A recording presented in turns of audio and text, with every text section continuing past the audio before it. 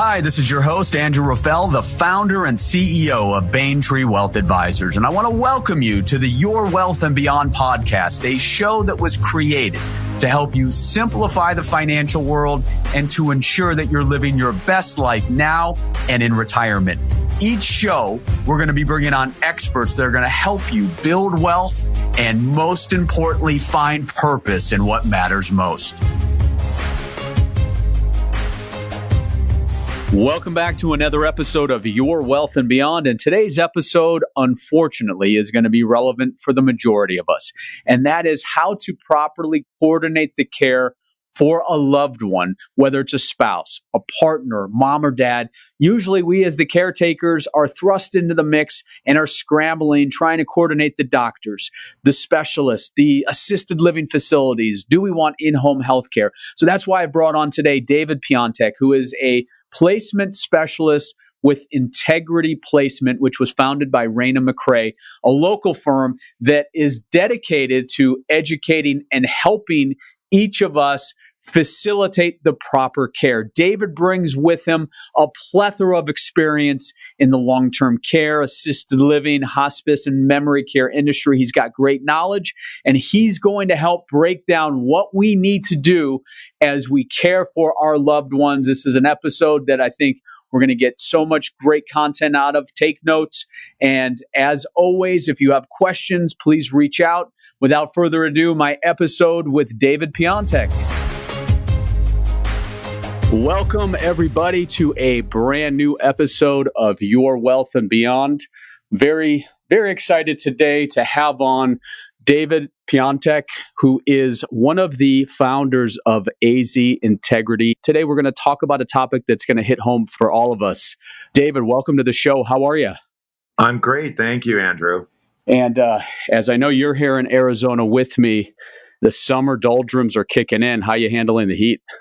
I do it okay. I lived in the Midwest most all my life, so I'm okay with the summers here in Arizona. So today's topic, as we look at the grain of the baby boomers and whether you as a listener are getting close to that period where you're retired and trying to focus on this next chapter, or you have parents or grandparents, the one thing, David, I think we all know is as we're living longer, our health is a key component, and finding the right care, the right facilities, the right communities can be daunting for all of us. So before we jump in, what's your why? Why have you and Raina created this company? What's your passion behind helping families find the right places and connections?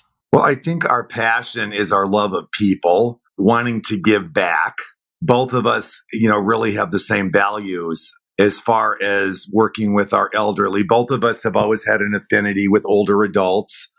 And I think a lot of it is just based on trying to do the right thing, doing all that we can to help, especially the baby boomers now, which is the largest segment of the older population, and giving back and doing what we can to get the word out there about options that are available and educating people on what the future could hold for them. And so they are empowered with the knowledge of all of their options. So it's really just a passion of loving people and caring about people. We know it's a business, we get it, but we also are very keen on the people aspect and are very hands-on with our patients and our clients. Yeah, and when we think about, I think over the next 40 years, I just read that there's going to be over almost 98 million that are over 65. And so, when we think about that and, some of the stress that as we get older and our health deteriorates, whether it be physically, mentally, or a combination, the stress that whether the spouse or the family faces, those of the listeners that don't really know what a senior placement agency does, right? High level, what is it? What's the value they can bring? Companies like yours, walk us through what that looks like, and then we'll dig in deeper. Well, high level for us would be we're kind of like real estate for older adults. And you made a good point a few minutes ago, with all the big population going out there. But one of the big things that Raina and I get a lot is we didn't know people like you existed. So that's why we're excited to be on we're happy to spread our word on your program. But what we do is we go in and do a psychosocial evaluation on a patient. We work with the family, we work with the client, and we look at everything. We look at their finances, we look at their background, we look at, what they're looking for. And then we discuss options, location, kind of like real estate. But the big difference with us is that we're very into the people aspect of it, making sure that wherever we move a person, it's their forever home. But we basically go in, do the evaluations, and then we go from there and we come up with what options might be best for the family. We stay with the family from the beginning till after we even place an individual. If they were to go into an assisted living or independent living or memory care or whatever it might, encompass, we stay with them. So it's like real estate, but it's on a much more broader spectrum because you have to have we have such a background in the healthcare field as well. So then let's take even a step back. When do I find you? Is it me, the individual that needs the care? Or is it normally like I'm waiting to find you until things start getting a little out of control? And is it more so, is it the family that's searching you out versus me as the potential person that you're helping to connect and find the right care, the right community, the right doctors, all of those things? Good question. More times than none, unfortunately, Raina and I get clients who are normally it is the child. Okay. It is the child of an older adult.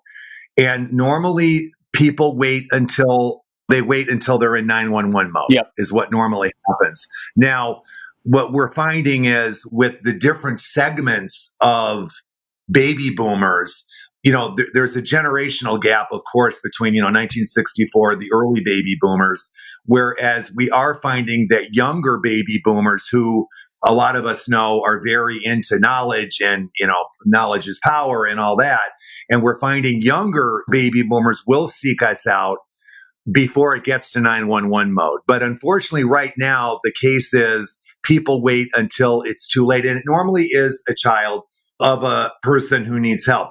The other part would be, I would say, the second would be the spouse. So a spouse would call us and say, David, Raina, I've got this situation. My husband is, has A, B, C, and D going on.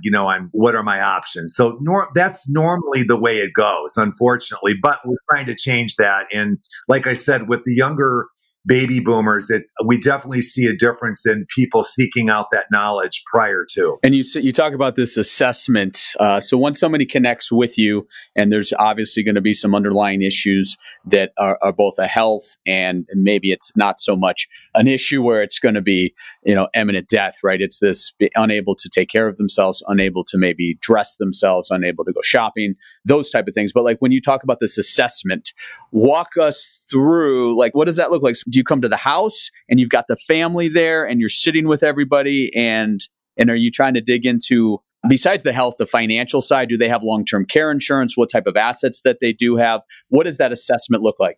Right.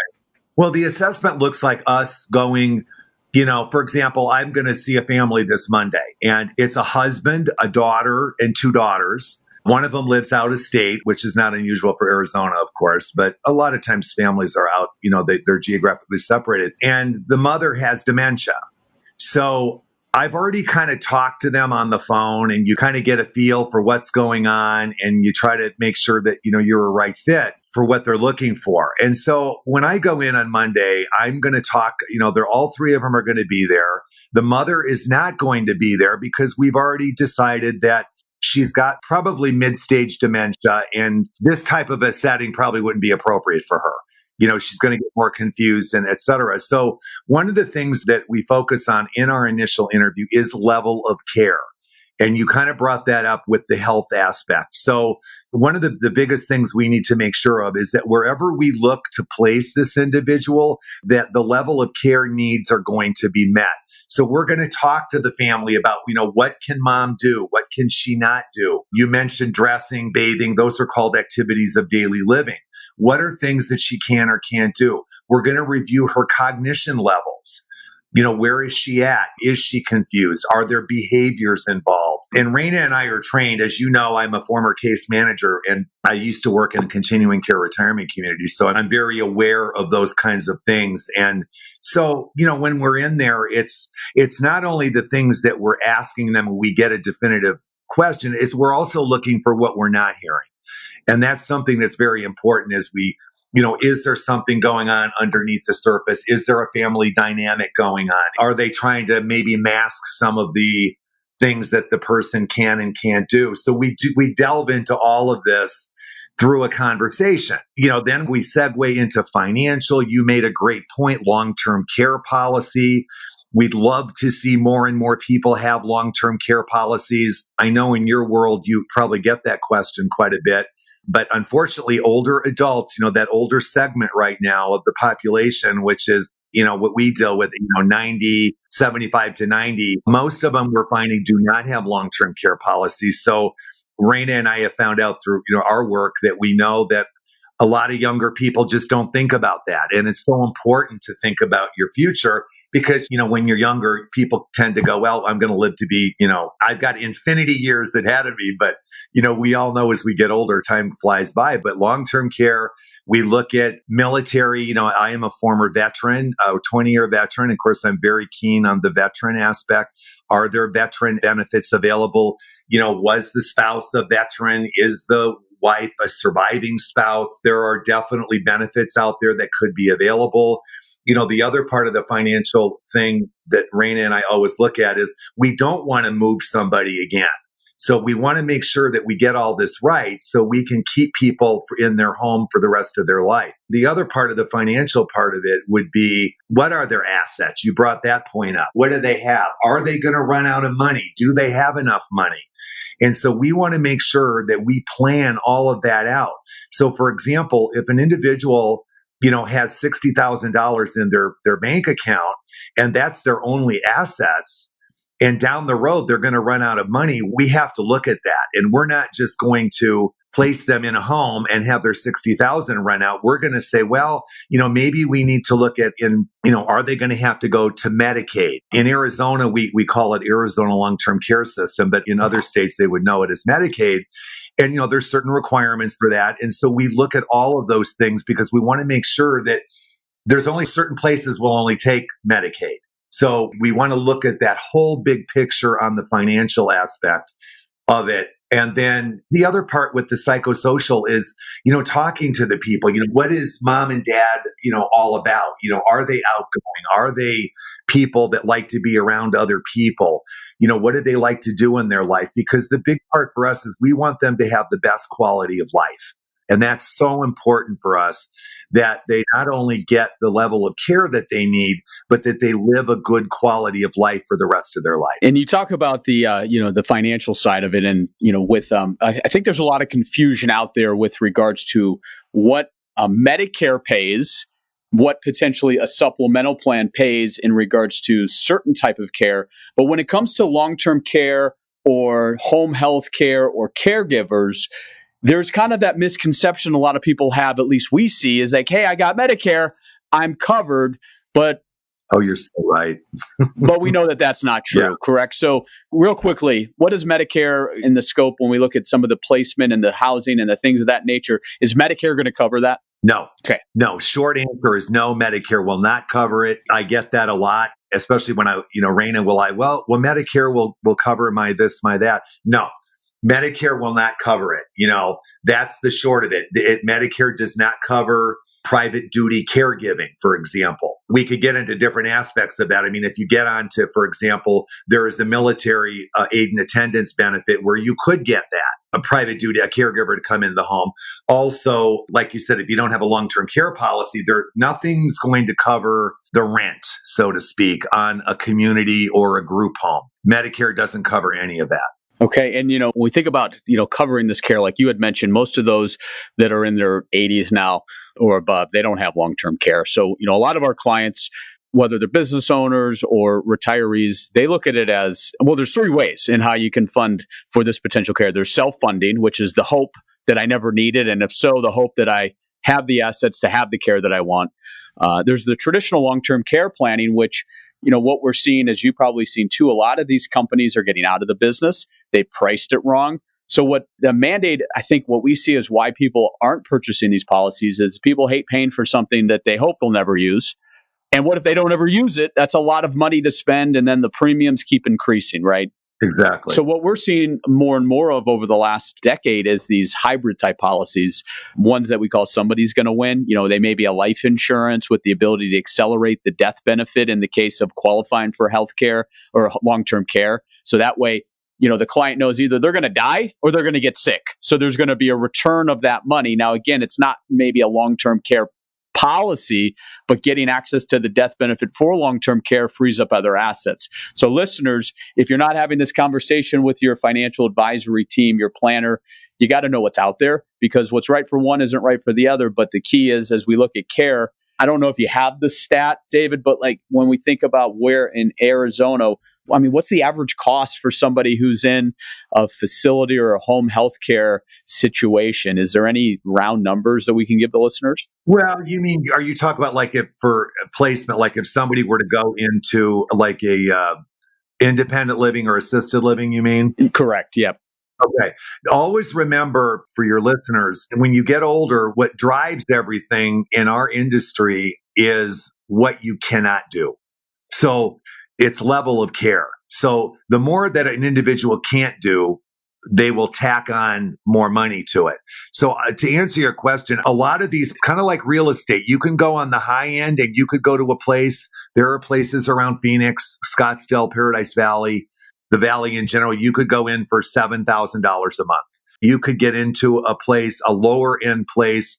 You could go get in for like $3,000 a month. Now, keep in mind, level of care has to be included in that. Now, that's just a community. And most times, I got to tell you, people their mouths drop open. They're just like, holy cow.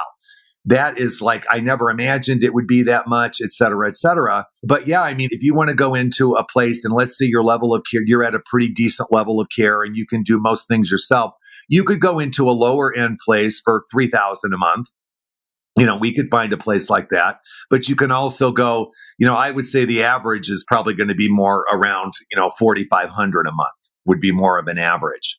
And then what happens when you get into these communities, if you go in at a certain level, they have different levels of care. So in 3 or 4 years, if you are not able to you need assistance with bathing or showering, or you need medication management or whatever that might be, communities they'll bump you up to another level. So, but I would say a nice place, monthly 45 to 5,000, I would say. And, you've talked about this assessment, but to dig in further on like what a placement agency, so like what Integrity Placement does, where we act as a quarterback in a lot of cases where, we help build a plan, help on investments, but we're not tax planners, we're not estate planning attorneys. So what we do is we help coordinate and bring those people, right, the right people in for each client so that we can have a guided plan. Is that similar to what you guys do with vetting different communities and care levels and things of that nature, that me as the individual trying to help mom or dad, I'm like, where do I go? What am I going to look in the phone book? Obviously phone books don't exist, but anymore, but Google, like, I don't know who to go to. Is that the value that we can find from somebody like you who can bring me the right person? Right. Absolutely. One of the things, Raina started Integrity Placement because she saw a lot of things that weren't being done right in the community in our area here in Phoenix. And she wanted to do it the right way, which, I know it sounds cliche, but that's why she called it Integrity Placement, because we always try to do the right thing. And in doing the right thing, we investigate all of these communities. We check their state evaluations. We vet them in the fact that we go to every place we go. We always say we wouldn't bring anybody to a place we wouldn't bring our mom and dad. And that's true. We stand by that, but we check their state evaluations. We visit the communities. We've been doing this long enough. Raina's been doing placement longer than me, about 7-8 years, but we have relationships with all these communities. And as I mentioned earlier, we follow up with families. We don't just drop them off at the front door and say, have a nice life. We follow up with them. How's it going? What's going on? We want feedback about the community. So when we talk to the family, like when I talk to this family on Monday, for example, I'm going to talk to them and I want them to have a comfort level with Raina and I that they know that we're doing the best job that we can. And in doing that, we do all the investigating, and so they don't have to do it. And basically, we set up the tours. We go with them. We are another set of ears and eyes for them. We are advocates for their loved one. We're advocates for them in making sure that they're getting everything that they want for their loved one, level of care, the pricing, the location, et cetera, et cetera. So yeah, we do all of that with all of these communities. And there are communities we won't go to if they do have bad state evaluations, if we are getting bad feedback, if we have had people that are giving us bad experiences, et cetera, et cetera. We're also a member of Passers, which is a organization in Arizona. Well, actually, they're kind of all over the country now. That's an organization where all of the placement people get together once a month and they share ideas and share common concerns and et cetera, et cetera. So we get feedback from a lot of different venues. But yeah, we do all that for the people. And, we don't want to put it anybody anywhere where there's going to be a problem down the road. And what is, somebody's going to probably, okay, you're doing all this work, you're vetting the relationships, you're ongoing, making sure that things are in order and checking in. What am I paying you? What am I paying these placement agencies for all this work that you're doing? Well, our placement agency, you don't pay us anything. What we do is we have contracts with group homes, which we haven't talked about, and communities, and we negotiate a percentage with those places. And it's a contractual agreement. So we do not, whatever Raina and I do does not affect the price of the individual. It does not affect, if you go into any of these places, it has no effect at all. And we don't charge you. We don't give you a bill. We are required by the state of Arizona, which we have always done. We have a legal document that we present. So when I go Monday, for example, I will present this document. I've already gone over this with the family and I said, this is how we get paid. And we're required to show this to them and they have to sign that we showed them. So we're very strict about the rules that we have to go by the state. So they know right up front that, we're not charging them. And you talk about, the name of your company, Raina Created Integrity Placement. You guys have a passion for taking really good care of the client. But, there's some stories out there, both in any industry, but, what are some of the concerns that we have with agencies out there that maybe aren't putting their clients' interests first? What are some of these red flags that we can look for as we're trying to find a guide, a navigator, somebody to help us through this difficult time when we're trying to help mom or dad? Well, I think number one would be not providing enough information. And we've seen where some placement agencies, which we get feedback because we get calls to come in and replace people, which we don't like, believe it or not. We don't like it because we know that that's causing havoc for the family and they have to go through the whole process again. So I would say number one would be lack of information. They don't, people, a lot of times placement agencies don't provide enough information to families. It's all of the things I'm an Irish big mouth, so I'm blabbering here. And I know I've been talking about a lot of different things, but all the different things I just got done blabbing about were regarding whether it's the financial aspects, whether they're military, whether they're this, the money. We find that they don't ask and they don't provide enough information. The second thing we see a lot of is in direct correlation to that, people are placed incorrectly. It may be because of their level of care is not analyzed correctly. They place them in the wrong situation. That could also be due to finances. We had somebody recently that should not have been placed in a particular home. We actually found out they had a long-term care policy, which the previous placement person didn't even discuss with the family. So again, not delving enough into all of these different areas. Incorrect placement, I would say, would be the second, putting them in a place where they shouldn't be. And then I think the other thing that we do, I don't know, I just think what we do differently, we're just so hands-on. And I just don't think we've seen a lot where placement people don't follow up. and they don't keep in touch with the families. And, it's like Raina and I, and then the other thing we see a lot of is placement people cherry pick. Raina and I pride ourselves in we help everybody. We don't turn anybody down. It doesn't matter if they've got $1 or $5 million. We help people. And so we see a lot of that going on, the cherry picking. So I would say that's probably enough. Yeah, that's great. And again, there's just, it's daunting information out there. And like you said earlier, most families aren't digging into this until it's almost not, I would say, too late, but the train has left the station. And now they're just trying to not only take care of mom or dad who may have, let's say, signs of dementia, but now trying to gather all the information, maybe have to take care of their kids, still have to work. It's like we need a partner. And that's where having that right team approach is so, so important. So, when we look at some of the things that you see, or like if we're the kids and we're looking at mom or dad and we're starting to see some things that maybe don't seem right, what are a couple of points that you can help us gauge if mom or dad are going down a path, or, aunt, uncle, grandfather, whatever it may be? What are some of those potential red flags that would cause for potentially contacting you or a doctor to make sure that we're keeping their care on track? Okay, great question. I think one thing would be a new diagnosis of a progressive disease. For example, about a month or so ago, I got a call from a lady and said, David, my husband was just diagnosed with Parkinson's disease. And she said, I'd love for you guys to come over and sit and talk with me and my husband. And let's talk about what the future may or may not hold. I want you to kind of go over, I've got a long-term care policy. I want to look at my finances. I want to know what options are available out there. And we love when that happens. And so it was great. And we went in and we talked to her and him, and we went over everything. So definitely a new diagnosis of a disease would definitely be one. Certainly, with a dementia, whether it may be, Alzheimer's is a form of dementia, whether it's a dementia, Alzheimer's, many people are diagnosed with mild cognitive impairment. A lot of people would recognize that.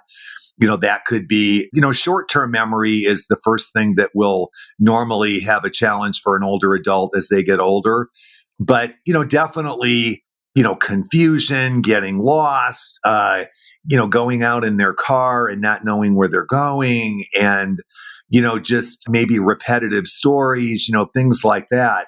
A lot of times when people are in the situation, families are in it, they don't see it as clearly as maybe somebody else does. So, if there's different, a lot of times we'll get calls from family members that come from out of town, and they're like, oh my gosh, I can't believe, I'm noticing this about my mom, that about my mom. So definitely, I think any change in behavior that a family member or a friend is noticing, I think would definitely be appropriate.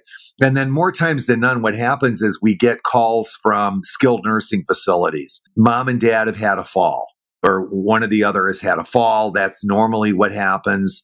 And then the other situation that I think is a red flag is a husband and wife living together where both of them have, health challenges, and one of them's taking care of the other. I could tell you all kinds of stories of, what ends up happening is that one of the spouses is caring for another, and they both getting hurt because one of them shouldn't be taking care of the other. So I think another red flag would be, a spouse that is overwhelmed taking care of their husband or wife, and, the danger that one of them may get hurt. I also think the other part is that families need to be keenly aware of a mom and dad situation when they're both living together, where one of them, I think, taking care of another spouse, that is definitely a warning sign. And I think just families being aware of a husband and wife, a mom and dad living together where one is taking care of the other, understanding what their limitations are. A lot of times we see families just kind of,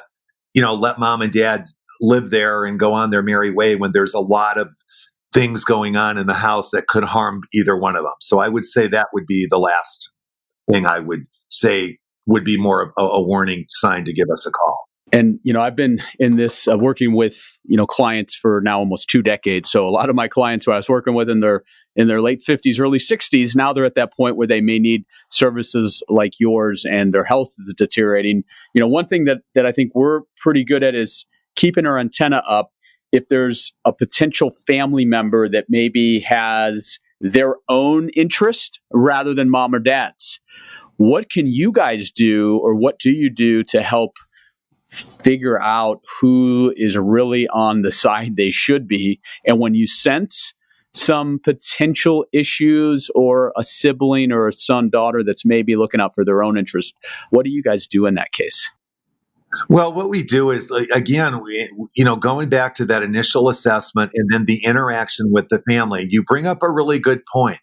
So a lot of times kids think that, there are kids out there, believe it or not, haha, that they try to control, they try to get overly involved in what's going on. And one of the things we always are aware of is, has someone been deemed incompetent? And so a lot of kids have this misconception that if they have a power of attorney, that they can call the shots over mom and dad. And that is not true. If a mom or dad is alert and oriented, they have not been deemed incompetent, they are still master of their own domain, they call the shots.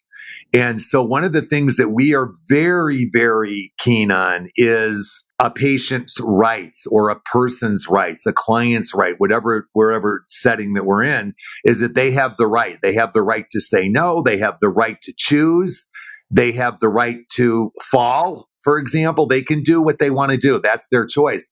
So we kind of feel things out, and it's through our conversations with the family. And if it gets to that point, we'll talk to the mom and dad, and we'll just say, hey, what's going on? What do you want? We go back to them. There's a lot of times we educate the family member and say, look, here's the deal. Mom and dad can call their own, make their own decisions, or whatever it might be. But yes, we do run into that.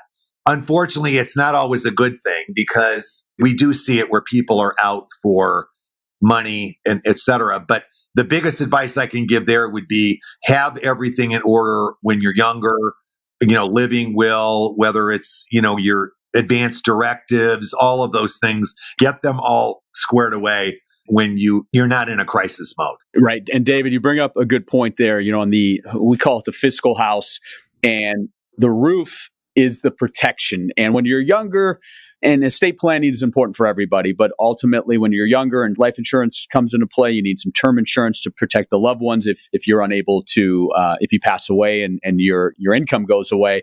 But also estate planning is so important. So, you bring up some very good points there. Whether you do it on your own, we always recommend utilizing an attorney. And again, we're not giving legal advice, but something as important as durable powers of attorney.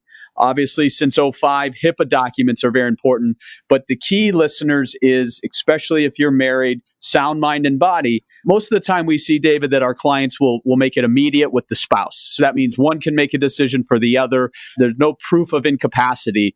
But as you bring in a child or a loved one or a family member or a partner, somebody that maybe you don't want to step in immediately, the key component there is make sure that you work with the attorney to have it set up so it's deemed upon incapacity.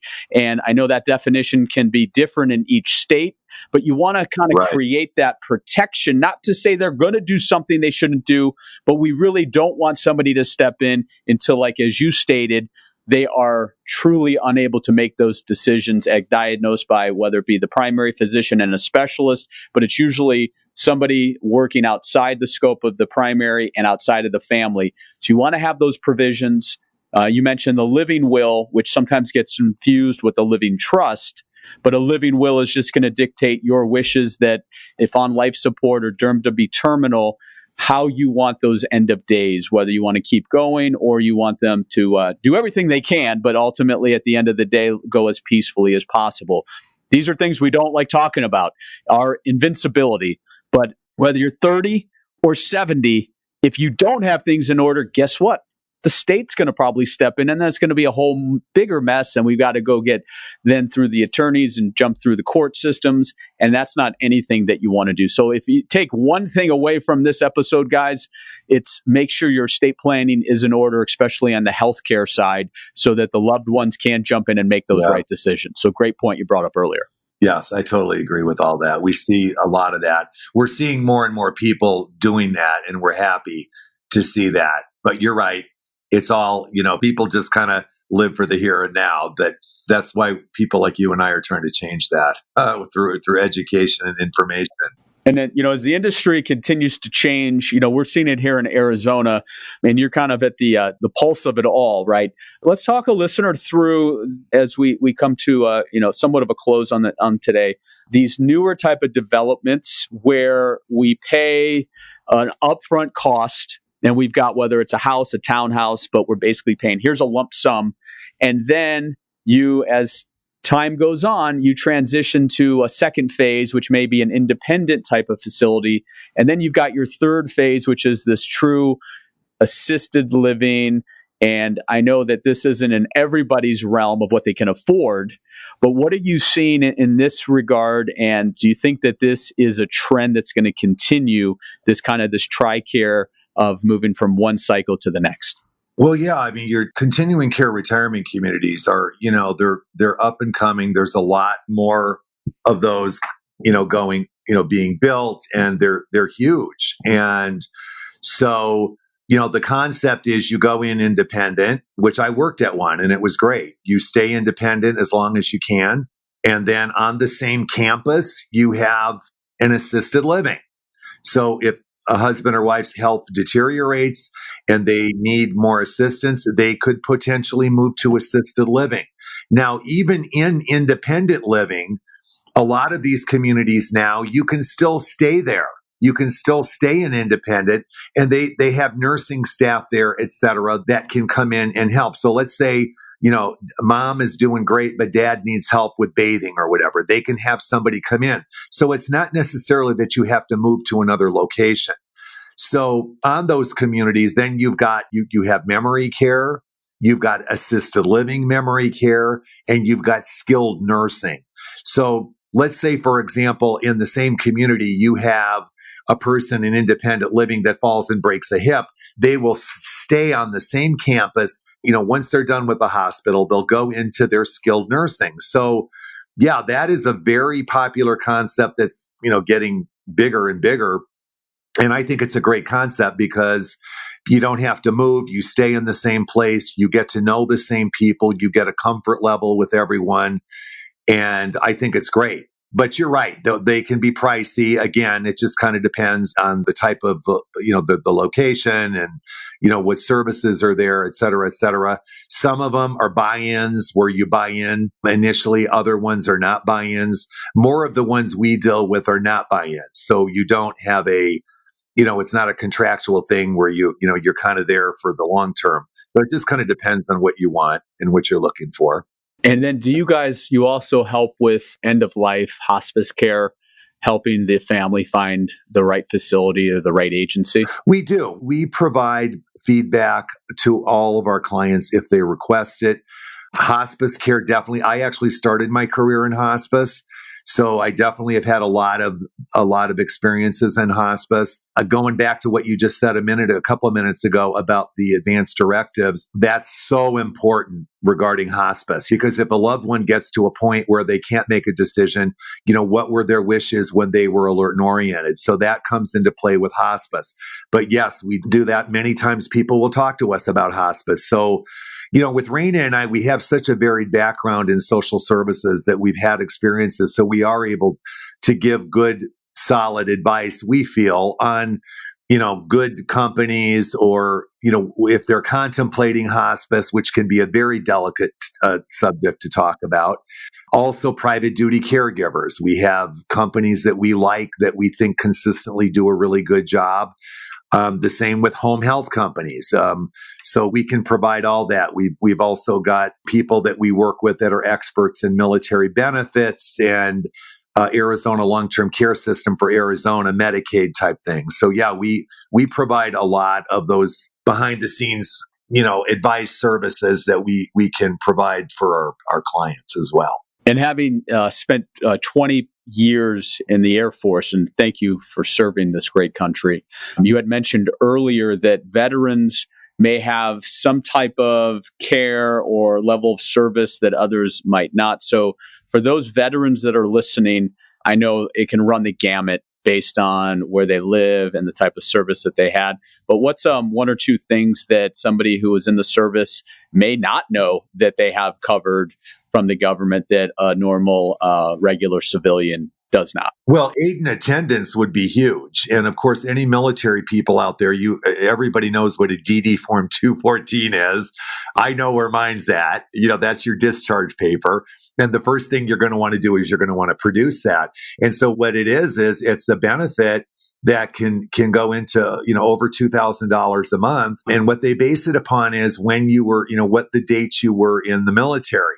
Were you in during a time of war? You don't have to be in combat, but there's a benefit that you can get. You can also get a benefit for private duty caregivers that a lot of people don't know about. I just went out and saw, we get tons of veterans that don't know anything about this.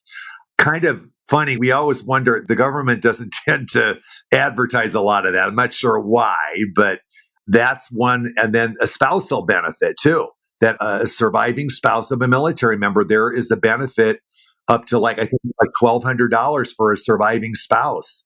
And there are people that they'll go in, they'll do the paperwork for you, they'll take care of all of it. And, it's going to be based upon your income. There's criteria, of course, but a lot of people qualify. They don't even know that it exists. So those kinds of things we go over with people. Very, very important, because just like with pension benefits and optimizing Social Security, if you don't have the information, you may be missing out on lots and lots of benefits. So listeners, if you serve this great country, make sure that you find out what's rightfully yours. I know here in AZ, a lot of our clients have TRICARE, which has been a great vehicle for them, and it's cost effective, and it allows and gives them the type of treatment and different type of medical servicing that others don't get. Right. Yeah, I have TRICARE.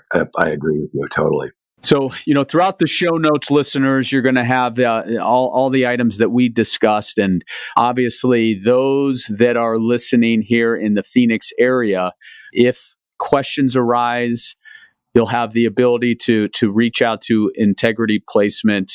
You guys have some great reviews from a lot of happy clients. So that's an important component there. So, I think if we take away today, it's be proactive, everybody. Don't wait to the 23rd hour. If you're sensing things, if you have questions, reach out to Raina, reach out to David, reach out to their team, because information's power, and that's your passion, right? You guys are there, whether it's maybe somebody you can't help immediately, but if you can provide them good info, that they're going to be able to make good decisions, and then they're going to lead more people to you. Yeah, exactly. It's well said. I couldn't have said it better. So anything that we missed today as we end, I think we covered a lot of things high level. This is a topic that isn't so, it's not black and white, it's gray, lots of variations depending upon your situation. But anything we missed that you want to close with today?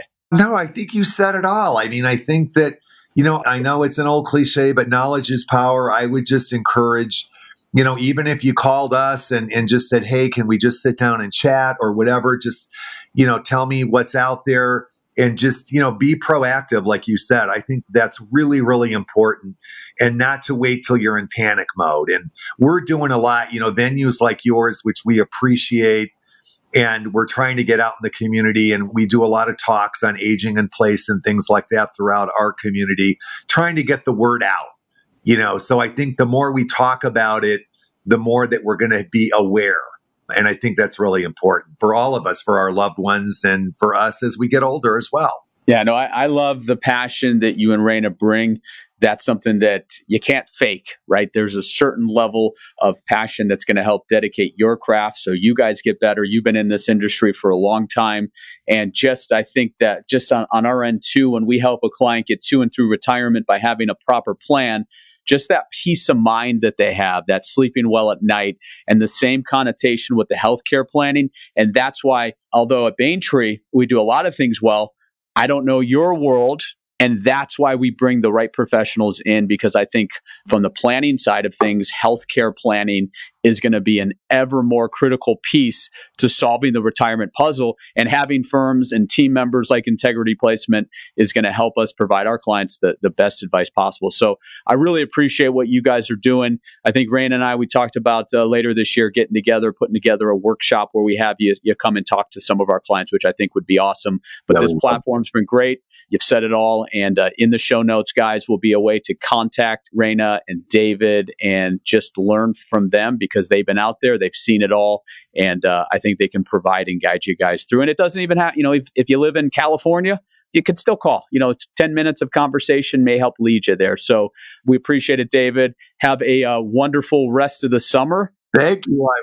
I appreciate you giving me the opportunity to talk to the listeners. And yeah, that's awesome. Thank you so much, Andrew. I appreciate it. You are welcome. Keep doing what you're doing. Okay. And listeners, tune in later this month for another episode of Your Wealth and Beyond. Happy planning, everybody. Thank you for joining me for today's episode of Your Wealth and Beyond. To get access to all the resources mentioned during today's podcast, please visit vaintree.com/podcast. And be sure to tune in later this month for another episode of Your Wealth and Beyond.